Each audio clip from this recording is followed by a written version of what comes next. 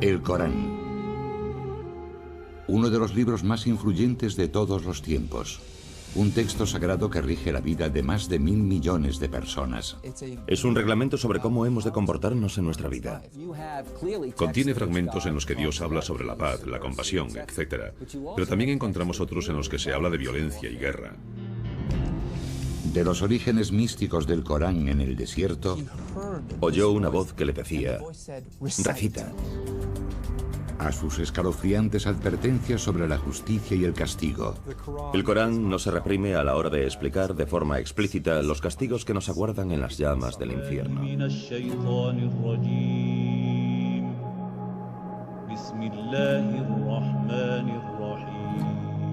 Escuchen algunas de las palabras más poderosas de la historia de la humanidad. Son el motor de una de las religiones que más crece en el mundo.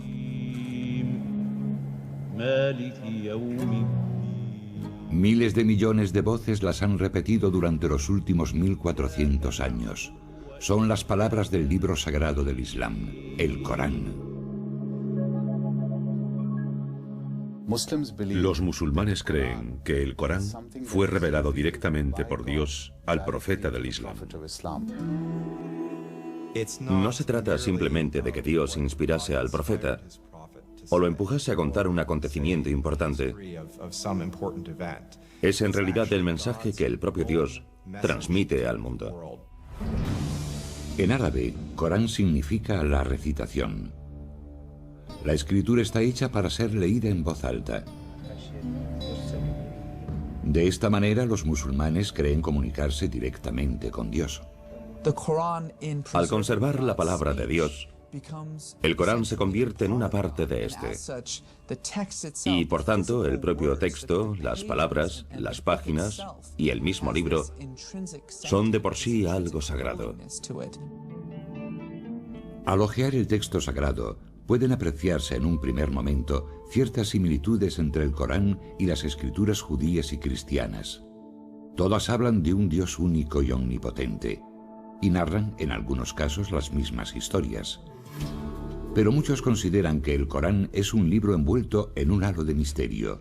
Sus versos, considerados durante mucho tiempo entre los más bellos jamás escritos en lengua árabe, forman un laberinto de lenguaje, siendo más propios de la poesía que de la prosa. Su distribución también dificulta su comprensión.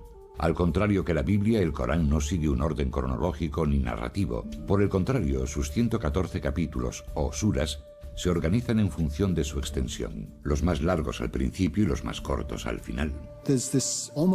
Encontramos un estilo que actualmente calificaríamos de flujo de conciencia. Hay cierto misterio, así que el lector curioso que se acerca al texto se queda algo extrañado. No cuenta la historia de Mahoma, ni siquiera cuenta la historia del mundo. Existen algunas referencias a la aparición del mundo, a la creación divina, pero no se encuentran al comienzo del Corán, sino a la mitad, en alguna parte. Los musulmanes no ven el Corán como una historia, sino como el mensaje de Dios a su creación, con el que trata de devolver a los creyentes al buen camino. Es un reglamento sobre cómo hemos de comportarnos en nuestra vida, sobre la definición de nuestra moral, sobre cómo afrontar la vida y las dificultades y conflictos que surgen en ella. Descifrar el significado del Corán no es una tarea sencilla. El Islam no cuenta con una institución religiosa como el Vaticano que oriente a los creyentes a la hora de interpretar un texto tan complejo. Cada persona hace su propia interpretación de las escrituras. Como musulmán, uno ha de creer lo que dice el Corán. Pero claro, la interpretación de lo que dice el Corán varía en función de cada persona. Pero entonces, ¿qué dice realmente el Corán? ¿Y qué significa? Las palabras que rigen en la actualidad la vida de los musulmanes fueron reveladas en un momento concreto de la historia, a unas determinadas personas y en un determinado lugar. La historia tradicional musulmana del Corán comienza hace 1400 años, en una árida zona de la península arábiga. Un remoto lugar habitado por beduinos nómadas del desierto y que contaba con algunos poblados tribales. Los musulmanes conocen aquella época como Jahiliya, la edad de la ignorancia. Podría decirse que Arabia tenía una civilización atrasada si la comparamos con los grandes imperios de la época, con Bizancia a un lado y el imperio sasánida, el segundo imperio persa, al otro. En mitad del desierto, rodeada de montañas, se encontraba la ciudad de la Meca, centro social, económico y religioso de Arabia. En la Meca coexistían muchos planteamientos religiosos diferentes. Algunos árabes habían adoptado las creencias del judaísmo y el cristianismo, y las historias y enseñanzas de ambas doctrinas eran de sobra conocidas en la región. La Meca preislámica era una ciudad llena de judíos y cristianos. Allí se combinaban distintas ideas del cristianismo y del judaísmo.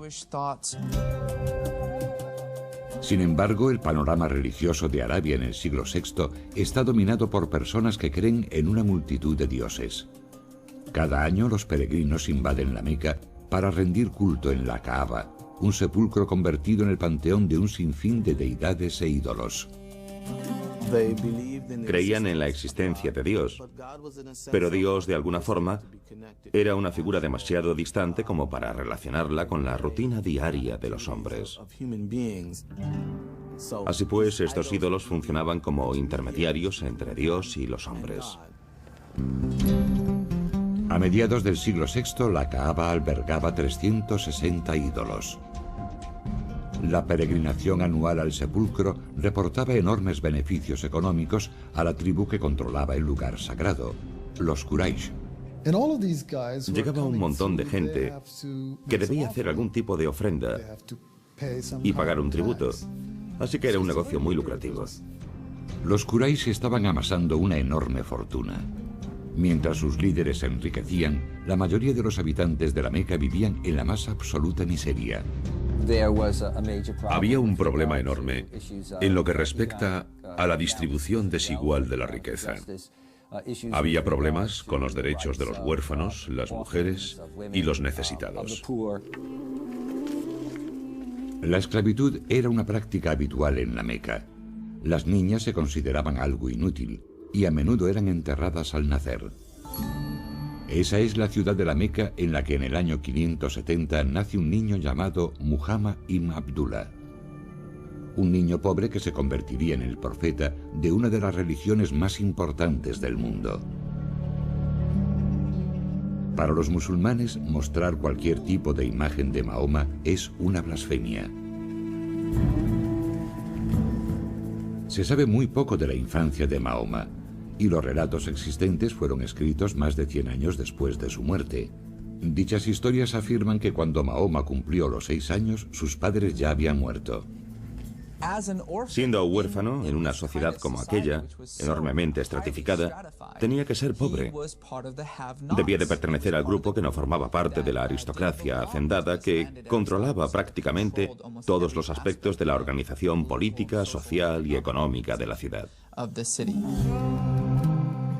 Sin embargo, Mahoma encontró el apoyo de un tío suyo muy poderoso, y a los 25 años ya era un comerciante de éxito que lideraba una caravana y se había hecho un nombre como hábil hombre de negocios. Mahoma también tenía fama de hombre íntegro y llamó la atención de una acaudalada viuda mayor que él llamada Khadija, que lo contrató para que dirigiese una caravana suya. Poco después, ella le hizo una propuesta de matrimonio. Según las biografías musulmanas tradicionales, Mahoma tuvo éxito en sus negocios y un matrimonio feliz. Sin embargo, seguía tratando de encontrar un sentido a un mundo asolado por la pobreza y la injusticia. Pienso en el profeta como un hombre con inquietudes religiosas que estaba sensibilizado con una idea de Dios y en cuya vida la espiritualidad ocupaba un lugar cada vez más importante. Mahoma comenzó a cuestionarse las religiones tribales que adoraban a distintos dioses. Muchos creen que formó parte de un pequeño grupo de personas de Arabia que no estaban de acuerdo con el paganismo imperante, con los rituales, con el politeísmo que dominaba Arabia. Cada cierto tiempo se apartaba de la sociedad para reflexionar sobre las realidades de la existencia humana. En uno de esos retiros, en una cueva fuera de la Meca, Mahoma tuvo una visión que cambiaría el curso de la historia. En aquella cueva, según la tradición musulmana, se le reveló la palabra de Dios, desencadenando una serie de eventos que ayudaron a crear el mundo que hoy conocemos.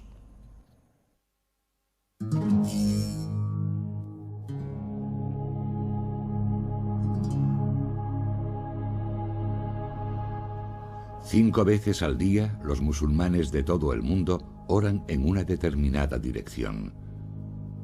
Se colocan mirando a la ciudad sagrada de la Meca, situada en la actual Arabia Saudí.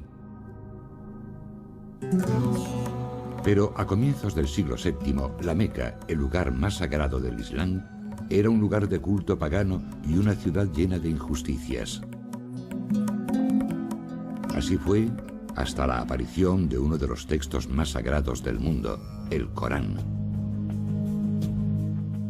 Según la tradición, un comerciante de 40 años llamado Muhammad ibn Abdullah solía retirarse a una cueva alejada de la Meca para reflexionar en solitario sobre un mundo que consideraba cada vez más opresivo. Se cree que en el año 610, durante uno de sus retiros de meditación en la cueva, una presencia abrumadora se apoderó repentinamente de Mahoma. Sintió una presión repentina en el pecho. La oscuridad lo rodeaba y sintió que una mano gigante le asía y lo apretaba, apenas dejándole respirar. Y en su mente oyó una voz que le decía: recita, recita. Se quedaría estupefacto, aturdido. Seguramente se preguntaría si realmente había oído algo. Y entonces lo oyó de nuevo y dijo: no tengo nada que recitar. Y aquella voz, que según la tradición pertenecía al arcángel Gabriel, reveló el primer verso del Corán. Sura 96, primera aleya. Recita en el nombre de tu Señor, que ha creado al hombre de sangre coagulada. Recita, tu Señor es el munífico, que ha enseñado el uso del cálamo, ha enseñado al hombre lo que no sabía. Es un momento importantísimo, porque es el instante en el que Mahoma deja de ser un simple comerciante de la Meca, preocupado por los males de la sociedad, para convertirse de pronto en lo que en la tradición bíblica se conoce como profeta. Y como le sucede a muchos profetas, no quiere ni oír hablar de ello. Presa del pánico y preocupado por su salud, Mahoma va a buscar a su esposa Khadija. Lo que quiere realmente es suicidarse. Pero finalmente Khadija lo evita y le explica que ha recibido la llamada de Dios, que éste le ha asignado una tarea profética y que no tiene otra alternativa que dar a conocer el mensaje. La revelación de la cueva marca el comienzo de un período de 22 años durante los que Mahoma recibe los mensajes divinos que formarán el Corán. De acuerdo a la tradición, en ocasiones las palabras resonaban en sus oídos como una campana. En otros momentos surgían en tortuosos ataques similares a los de la epilepsia. Sufría convulsiones, empezaba a sudar y su mirada se perdía en el horizonte. Los que lo veían casi creían que estaba muerto. Y cuando estos momentos proféticos terminaban, de repente vomitaba las revelaciones. Dichas revelaciones parecían hacerse eco en todo momento de las necesidades del pueblo árabe. Los primeros versos eran escuetos y sencillos y cuestionaban las prácticas paganas de los habitantes de la Meca, haciendo una llamada a la adoración de un único Dios.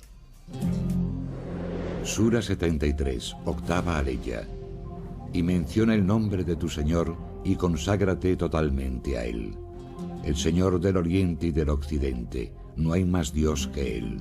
Tómale, pues, como protector. Durante los primeros años de revelaciones, Mahoma memoriza los versos y los comparte solamente con su mujer y sus allegados. Poco a poco empieza a creer que tiene una misión profética y que es su deber transmitir a los demás la palabra sagrada que guarda en su mente. Finalmente, en el año 612, el reticente profeta va al centro de la Meca y comienza a predicar.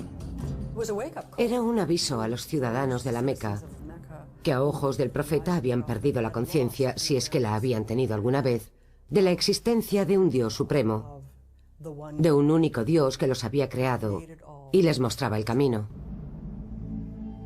El Dios del que habla Mahoma es glorioso y compasivo, pero también colérico.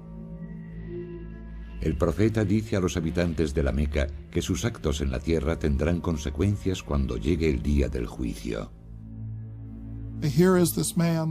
Tenemos a un hombre del que se sabe que ha estado haciendo vigilias, que llega, digamos, al mercado y dice: el mundo se acabará. El Dios que lo creó le pondrá fin y os incumbe a todos. Se trata de un mensaje muy contundente. Es un mensaje contundente, pero no novedoso. Mahoma dejó muy claro que el Corán era la misma revelación que la hecha a judíos y cristianos siglos atrás. Un mensaje de Dios a la humanidad. No obstante, la revelación se dirigía esta vez al pueblo árabe, por vez primera, y en su propia lengua. El profeta nunca dijo que estuviese creando una nueva religión. Simplemente dijo que era un mensajero que portaba el mismo mensaje que había sido transmitido anteriormente por un gran número de figuras de su historia común. El Corán repite una y otra vez: no olvidéis lo que le sucedió a Abraham cuando... Y entonces cuenta una historia sobre Abraham. No olvidéis lo que le sucedió a José, y cuenta una historia sobre José. Lo más curioso es que dichas historias aparecen en una especie de adaptación, de versión resumida de esos grandes relatos. La gente a la que se revelaba el Corán ya conocía esas historias, puesto que vivía en una ciudad empapada de dichas tradiciones. Según los musulmanes, uno de los aspectos más notables del Corán es que Mahoma memorizó las revelaciones a medida que se le comunicaban, para después recitárselas literalmente a sus discípulos. A pesar de que existía en aquella época una forma escrita de la lengua árabe, no eran muchos los que sabían leer o escribir. Mahoma no era una excepción. En el Islam, se cree que Mahoma era analfabeto. Esto pone de manifiesto, por supuesto, que él no pudo escribir las revelaciones. Y por otra parte surge la pregunta de cómo se conservaron. El pequeño grupo de discípulos de Mahoma memoriza rápidamente cada nueva revelación, añadiéndola verso a verso a los fragmentos del Corán que ya conocen. Dado el tipo de cultura en la que viven, tales hazañas memorísticas no resultan sorprendentes. Estamos hablando de culturas basadas en la oralidad.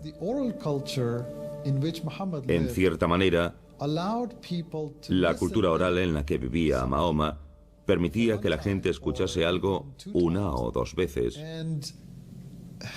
y que fuese capaz de memorizarlo y recitarlo posteriormente palabra por palabra. El conjunto de revelaciones se va ampliando y Mahoma sigue predicando en las calles de la Meca, atrayendo a un pequeño grupo de conversos. Sus discípulos comienzan a ser conocidos como musulmanes, que significa los que se someten a Dios. El mensaje de Mahoma resulta especialmente atractivo a los pobres y marginados de la ciudad, que se identifican con las reclamaciones sociales de los versos, que defienden la liberación de los esclavos y el ejercicio de la caridad con los necesitados.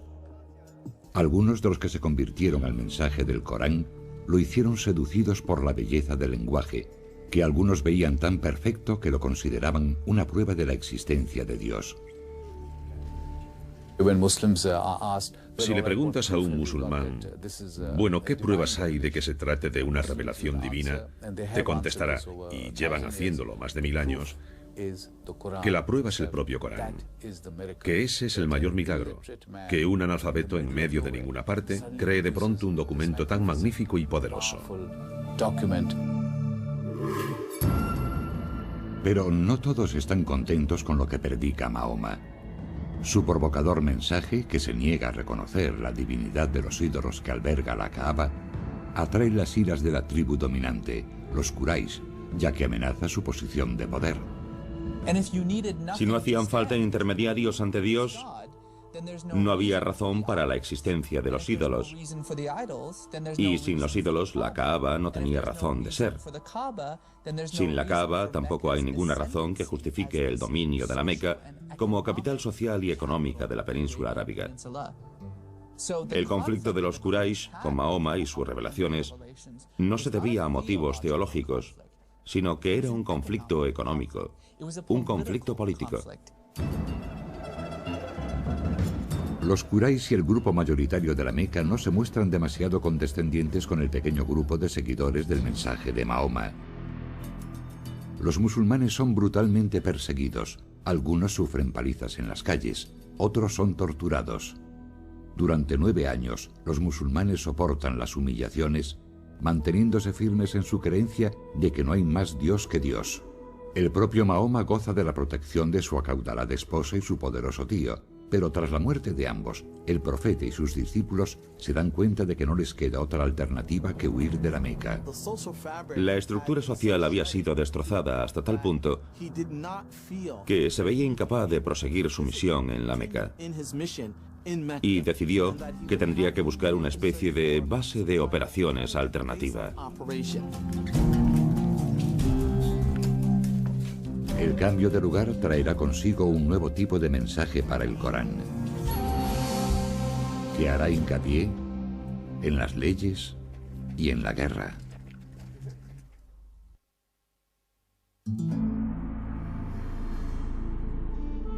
Durante 12 años, desde el 610, los musulmanes han creído en las revelaciones de Dios al profeta Mahoma y las han predicado en la ciudad de la Meca.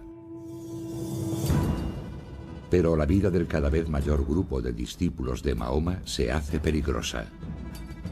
Los líderes de la ciudad rechazan la creencia de los musulmanes en la existencia de un único Dios, persiguen con saña a los creyentes y ponen precio a la cabeza del profeta.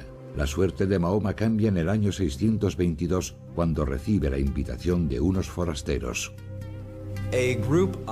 Desde un oasis cercano, llegó a la Meca un grupo de personas en busca de alguien que pudiese resolver una disputa que tenían.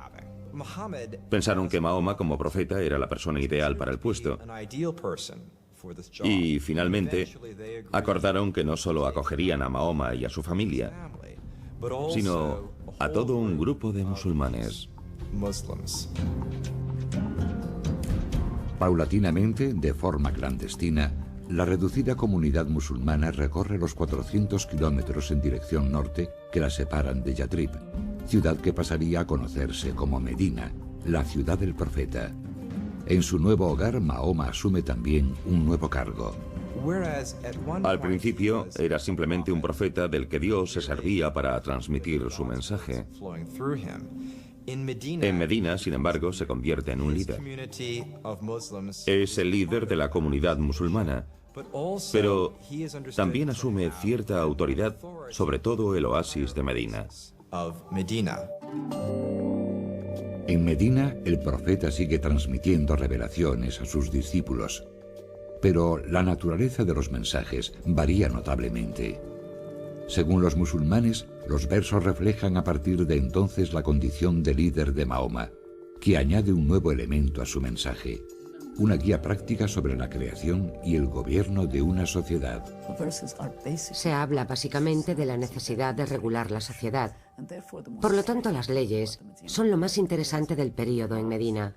Podría decirse que prácticamente toda la legislación incluida en el Corán proviene de esa etapa.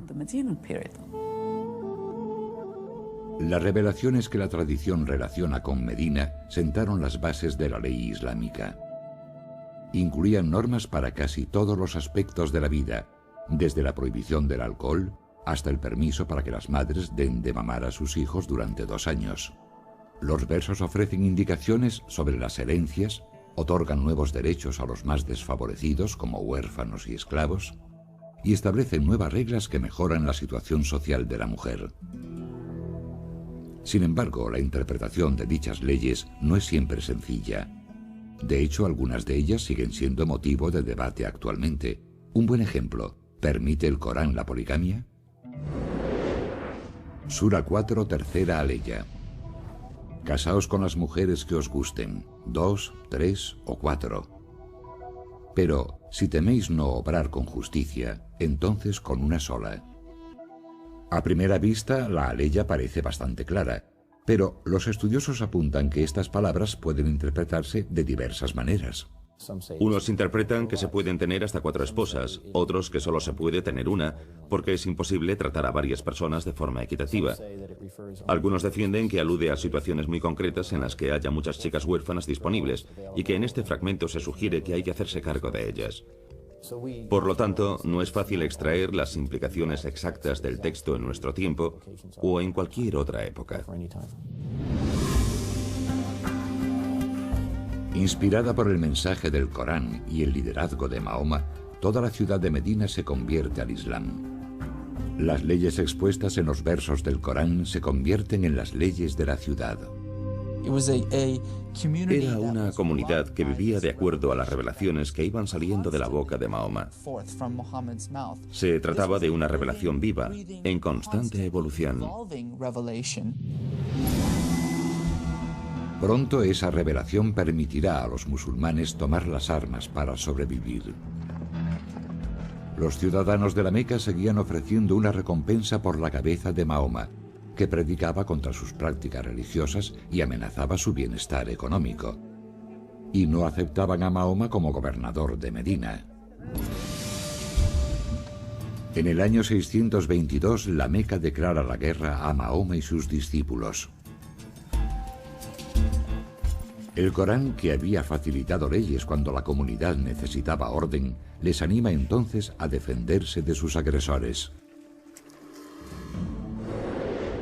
Sura 2, 191ª aleya.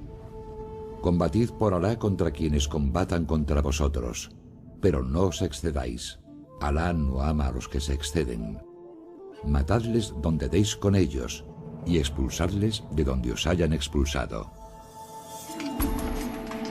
Hoy, esos versos, conocidos como los versos de la espada, constituyen algunos de los pasajes más sorprendentes y polémicos del Corán. Aquellos que defienden que el Corán promueve la violencia recurren a dichos versos para justificar su postura. Sin embargo, las frases suelen ser algo más complejo que un simple grito de guerra. El Corán dice: matad a los infieles donde deis con ellos. Esto hay que entenderlo en un contexto en el que los musulmanes están asediados, tienen enemigos, y el Corán les dice: combatid a los enemigos de Dios. Pero el Corán también dice: cuando el enemigo deje de suponer una amenaza, cuando deje de luchar, recordad que Dios es compasivo, recordad que la guerra no es el camino que debemos seguir.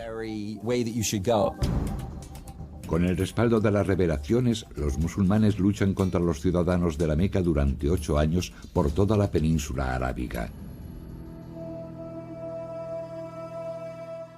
En el año 630 los musulmanes lanzan un ataque y asedian la Meca con un ejército de 10.000 hombres. La ciudad no tiene más remedio que rendirse. La tradición afirma que Mahoma, fiel a las enseñanzas del Corán, fue un vencedor compasivo y concedió la amnistía a toda la ciudad. Tras la derrota, muchos habitantes de la Meca se convierten al Islam y aceptan las enseñanzas del Corán. Sin embargo, Mahoma aún no ha completado su misión. Desde el día en que el Corán le fue revelado por primera vez, en 610, hasta su ida a Medina 12 años después, Mahoma ha condenado públicamente las prácticas paganas y la veneración de los ídolos de la Kaaba. No hay más Dios que Dios, repetía constantemente, citando el principio fundamental del Corán. Así pues, Mahoma entra en la Kaaba y destruye todas sus deidades, declarando el lugar un santuario dedicado a la veneración del único Dios.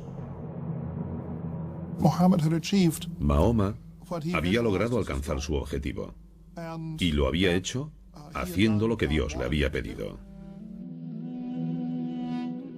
En 632, tan solo 2 años después de volver al lugar donde había nacido, Mahoma fallece a los 62 años.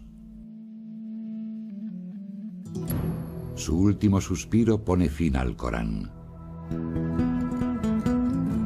Sin embargo, sigue sin existir físicamente. Solo se conserva en la memoria de la comunidad. El mensajero ha muerto. Ahora sus seguidores deben luchar para que el mensaje siga vivo.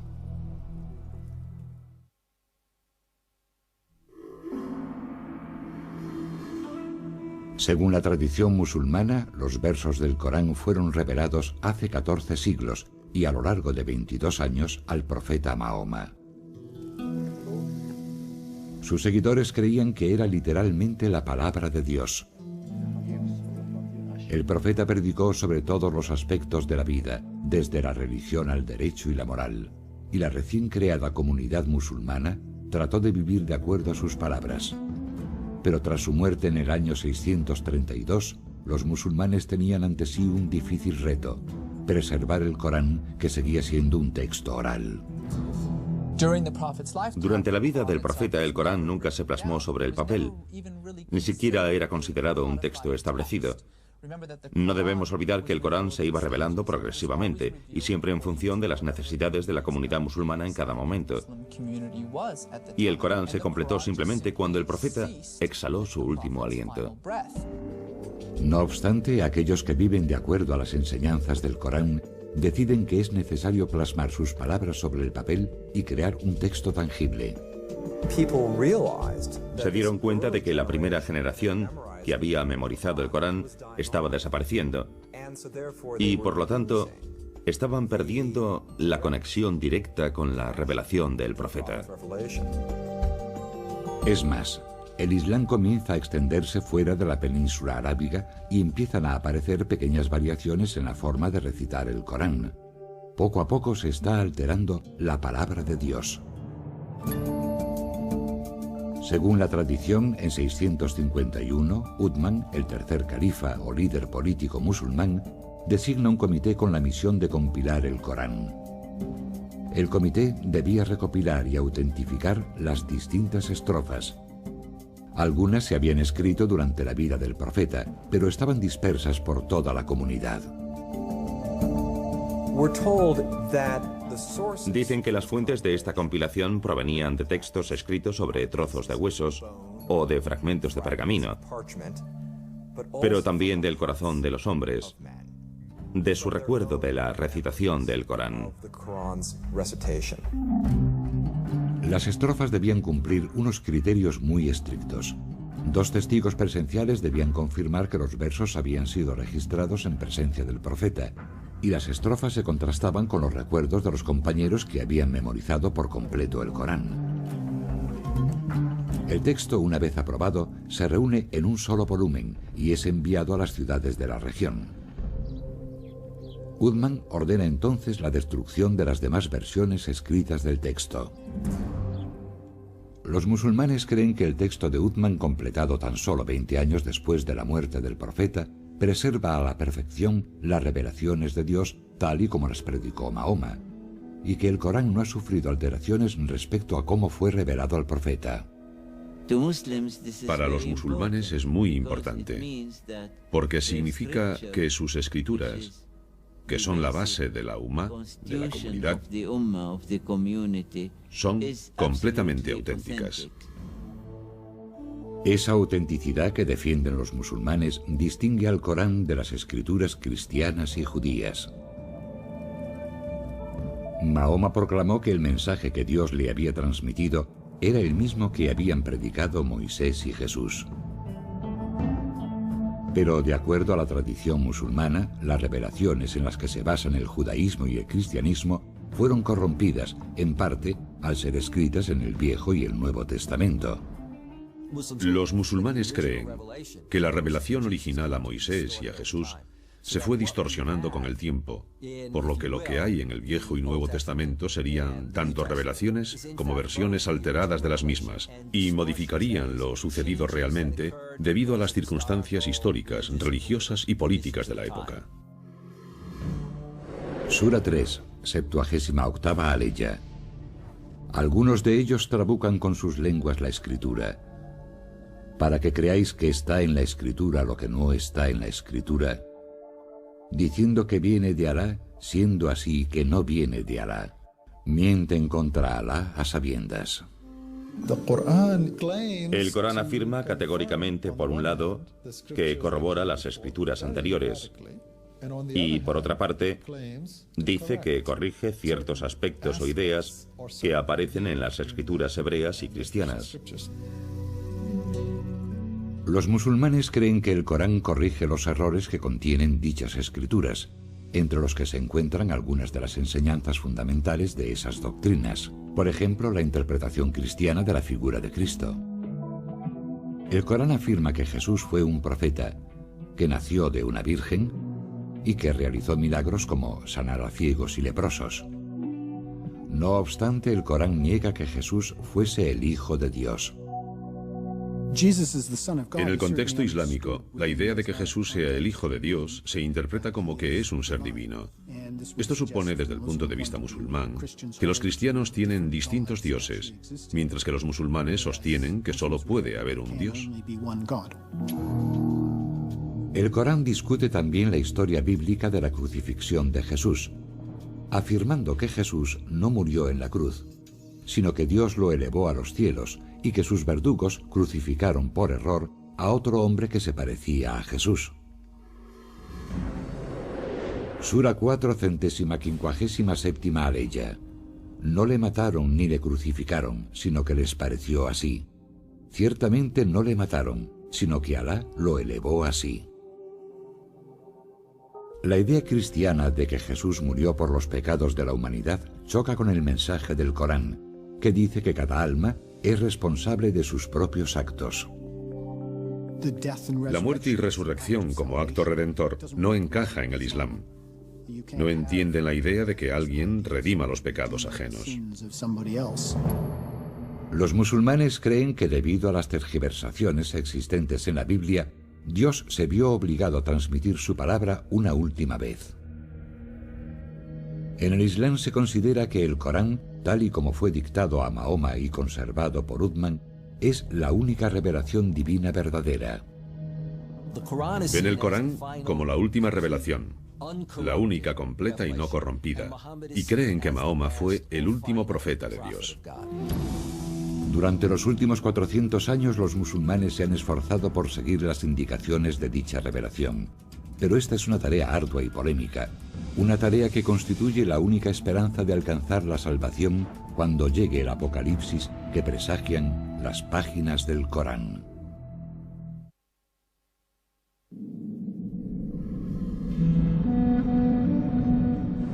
Sura 81, primera aleya. Cuando el sol sea oscurecido, cuando las estrellas pierdan su brillo, cuando las montañas sean puentes en marcha, cuando los mares sean hinchados, cuando las almas sean apareadas, cuando el cielo sea desollado, cuando el fuego de la gehenna sea avivado, entonces cada cual sabrá lo que presenta.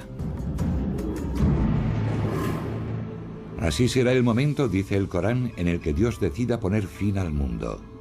Aunque el Corán es un texto misterioso y de difícil interpretación, sí contiene al menos un mensaje indudablemente claro. Verso tras verso, el Corán advierte de que el apocalipsis es inevitable, advierte de la llegada de un día en el que se ajustarán las cuentas, las montañas se derrumbarán y los fetos de los animales caerán de las matrices de sus madres. El Corán es muy rotundo y explícito cuando habla del fin del mundo, de que se producirá un cataclismo, una erupción del orden natural.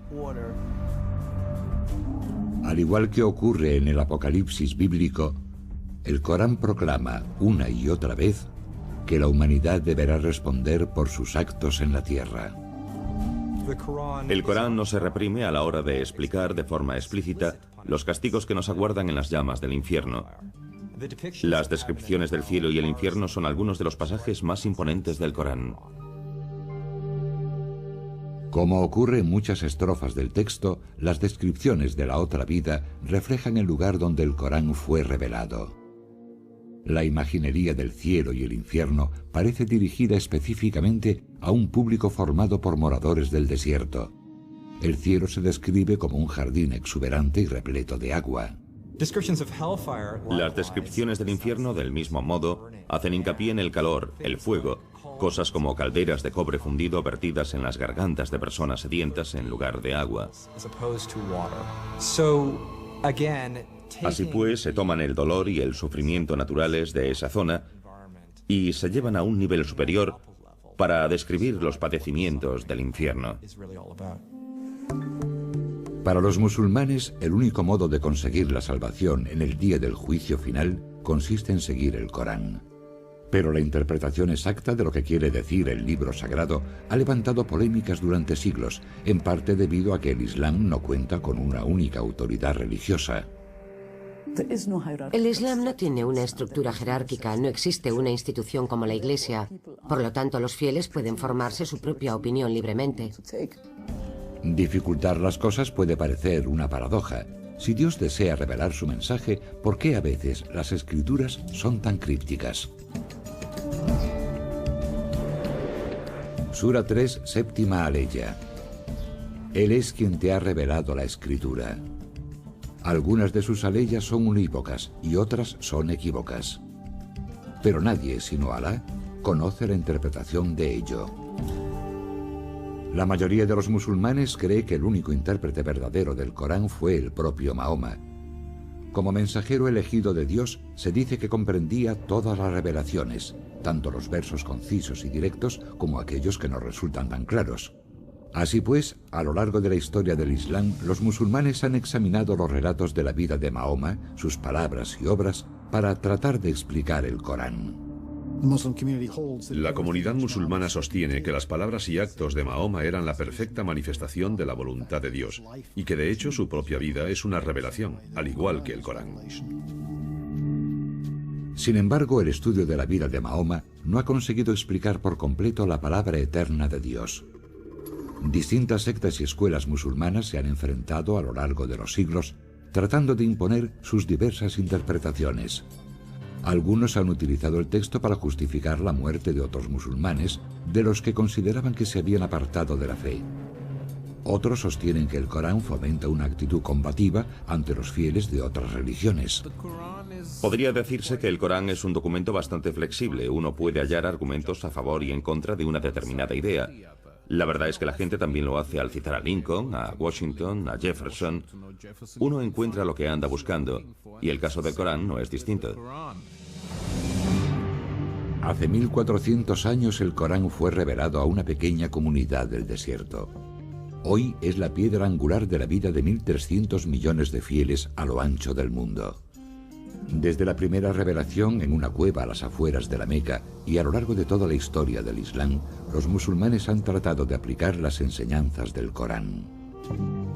Cada persona realiza su propia interpretación de la voluntad de Dios a través del mensaje contenido en las Escrituras.